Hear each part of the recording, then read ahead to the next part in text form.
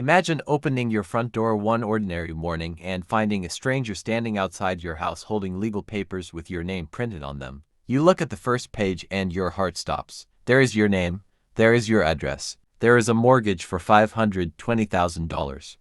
And there is what appears to be your signature, but you never signed it. You never agreed to the loan, and the person who allegedly signed your name was not a stranger. It was your own daughter. She looked at you and said the words that would change everything. You have plenty saved.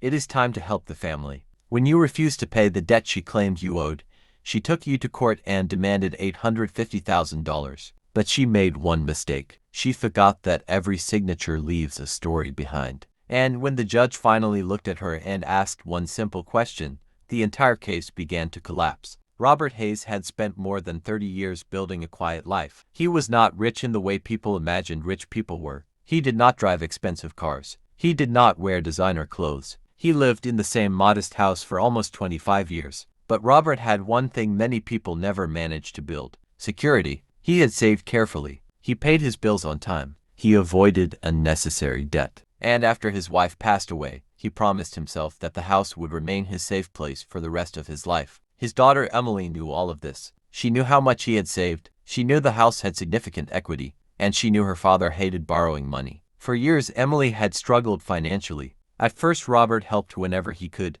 A few $100s for a bill, money for a car repair, help with rent. Then the requests became larger. Emily eventually told her father that she wanted to buy a house and needed help with the down payment. Robert refused. He told her that he loved her but could not risk his retirement savings. Emily became angry. She told him that parents were supposed to help their children. Robert simply repeated the same answer. No, that should have been the end of it. But it was only the beginning. Several weeks later, Robert received a letter from a mortgage company. He assumed it was a mistake. The letter mentioned an outstanding mortgage connected to his property. The amount was approximately $520,000. Robert read it twice, then 3 times. He called the company. The representative asked him for information. Robert gave his name and address. The representative became unusually quiet. Then she asked him whether he had recently signed documents related to a mortgage. Robert said no. She asked whether anyone had permission to sign documents on his behalf. Again he said no.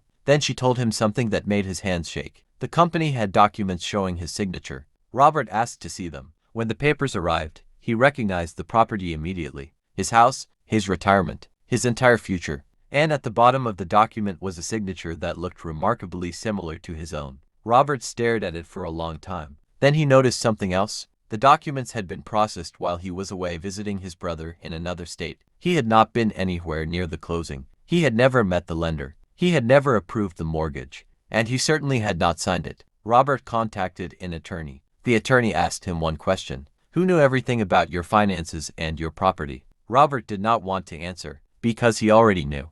Emily, his daughter, knew about his savings. She knew about the house. She knew his schedule, and she had recently asked him for financial help. The attorney advised Robert to preserve every document and immediately challenge the transaction. As the investigation continued, more details appeared. There were emails. There were copies of identification documents. There were communications with people involved in the transaction. And there was evidence suggesting that Robert had never knowingly agreed to the mortgage. Then Emily made a shocking move. Instead of apologizing, she claimed her father had promised to help the family. According to her argument, Robert had agreed to support her financially and was now trying to escape his responsibility. She demanded $850,000. Robert could hardly believe what he was hearing. His own daughter was suing him. She was not asking for forgiveness. She was demanding money. Money connected to a debt he said he never authorized. The case eventually reached court. Robert walked into the courtroom carrying a folder containing every document he could find.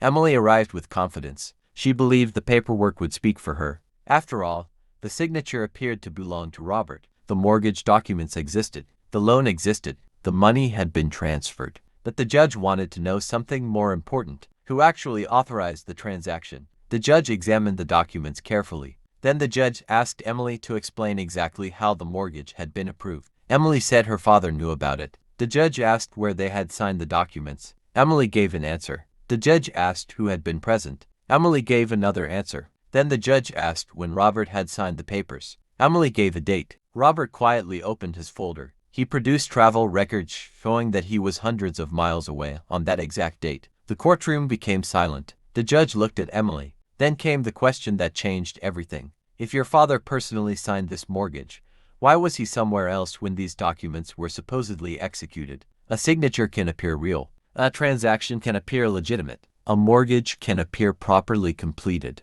Yet when the person whose name appears on the document says they never authorized it, the entire story has to be examined. That is why documented mortgage fraud investigations often focus on the authenticity of documents, the identity of the people involved, and whether a lender relied on false information. The FBI has publicly documented mortgage fraud cases involving forged signatures and fraudulent loan documents. FinCEN has also reported cases where borrowers forged co-owners' signatures on mortgage documents, so Robert's situation was not impossible. The details of this story are dramatized, but the type of fraud behind it is based on real documented cases. Back in court, the judge turned toward Emily. She had demanded $850,000 from her own father, but now the question was no longer how much money Robert should pay. The question was whether Robert had ever agreed to the obligation at all. Emily's attorney tried to redirect the discussion toward family responsibility. The judge stopped him. Family responsibility was not the same thing as consent to a mortgage. A parent could choose to help a child.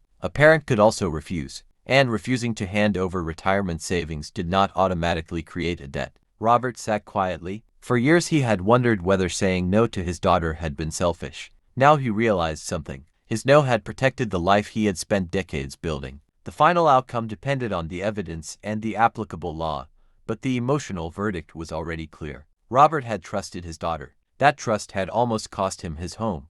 And the most painful part was not the $520,000 mortgage. It was realizing that someone he loved had decided that his savings belonged to the family simply because he had saved them. Robert later changed how he handled his finances. He reviewed his property records. He monitored his credit. He kept important documents secure. And he stopped allowing anyone to pressure him into signing something he had not personally reviewed. He also learned the most difficult lesson of all. Being a loving parent does not mean allowing someone to cross every financial boundary. Sometimes saying no is not selfish. Sometimes saying no is the only thing standing between your family and a disaster. The courtroom became quiet after the judge asked that one question. Why was Robert somewhere else when he supposedly signed the mortgage? One question exposed the weakness in a story that had been built around paperwork. And that is the frightening lesson. A signature can be copied. Documents can be created. Stories can be invented. But facts have a way of catching up. Robert thought he was fighting a mortgage. In reality, he was fighting for his identity,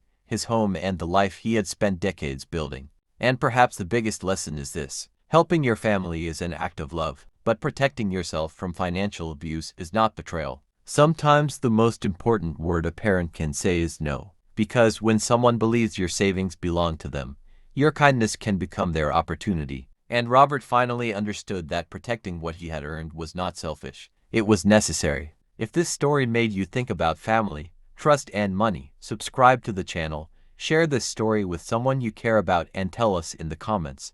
Would you ever forgive a family member who used your signature without your permission?